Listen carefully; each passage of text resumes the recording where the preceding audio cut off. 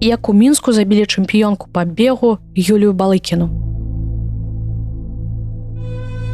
У кастрычніку 2015 года восеньскае надвор'е ваўсю нагадвала пра сябе: дажджы, сырасць. У тым годзе напрыканцы месяца ў Мінску ўзнікла вядомая беларуская спартсменка Юлія Балыкіна. Яе шукалі некалькі тыдняў, пакуль не знайшлі цела алімпійкі ў лесе ля вёскі на Міншчыне. І як бывае заўсёды ў такіх справах, следчыя адразу сталі падазраваць каханага дзяўчыны. Вітаем, вы слухаеце другі сезон падкаста «Галаваломка» на палатно.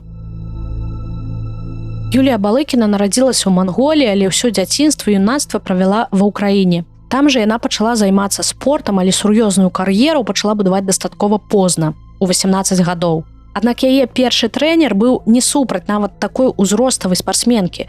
Балыкіна была працаздольнай, любіла бароцца і змагла дасягнуць значных поспехаў.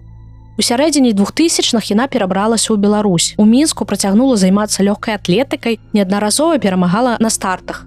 У 2012 годзе Балыкіна паехала на алімпійскія гульні ў Лондан, дзе прадстаўляла беларускую лёгкаатлетычную зборную. Значных поспехаў на міжнароднай арэне яна не дамаглася, але працягвала складваць канкурэнцыю сваім саперніцам. У 2014 годзе Балыкіну дыскваліфікавалі на 2 гады. Яна праваліла допінг-тэст, у яе крыві знайшлі забароненыя рэчы. Спартсменка не хацела чакаць яшчэ 2 гады і вырашыла скончыць сваю прафесійную кар'еру і паспрабаваць сябе як трэнера.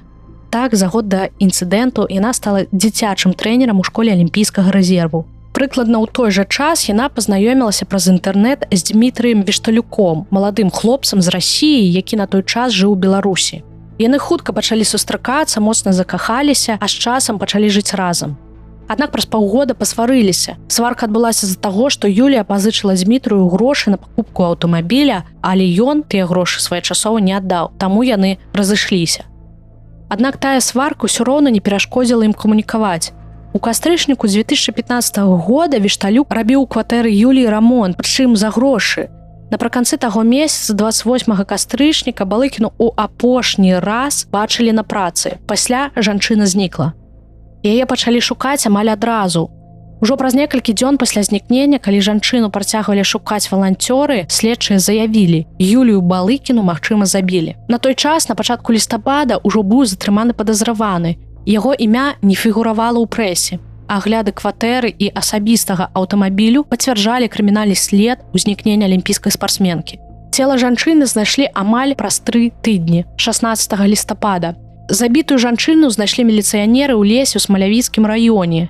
Яе цела было абгорнутае ў цэлафан і схаванае ў моху. У той жа дзень абвінавачванне прад'явілі знаёмаму Балыкінай, 27гадоваму Дмітрыю Вішталюку. Чаму ён забіў былую спартсменку і сваю дзяўчыну? Пра гэта Вішталюк расказаў і следчым, і падчас судовага працэсу.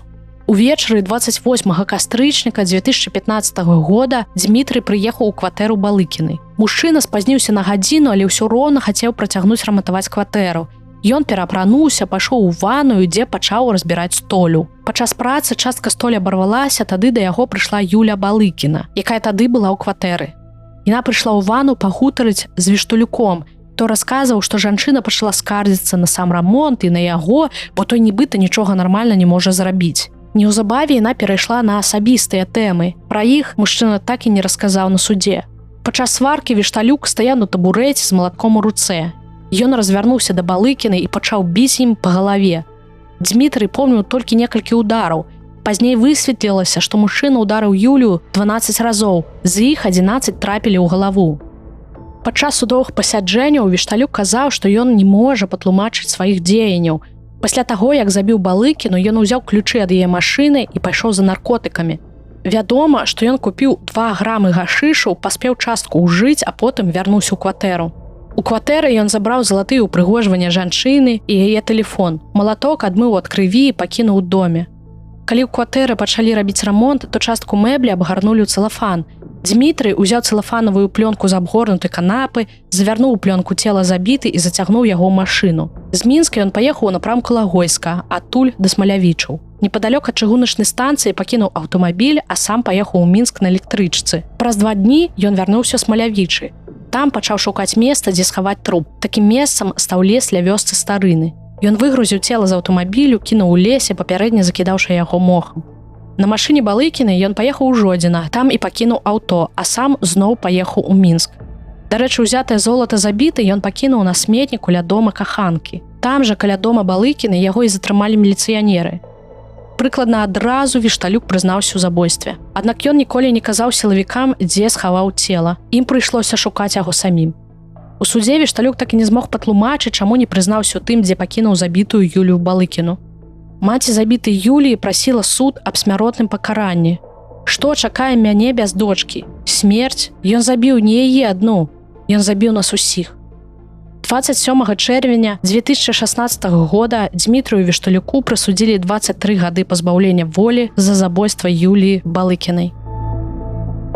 Дзякуй, што слухалі гэты эпізод галаваломкі. У наступным выпуску мы раскажам пра беларускага бандыта Віктара Фішмана, якога называлі наглядчыкам Польшчы.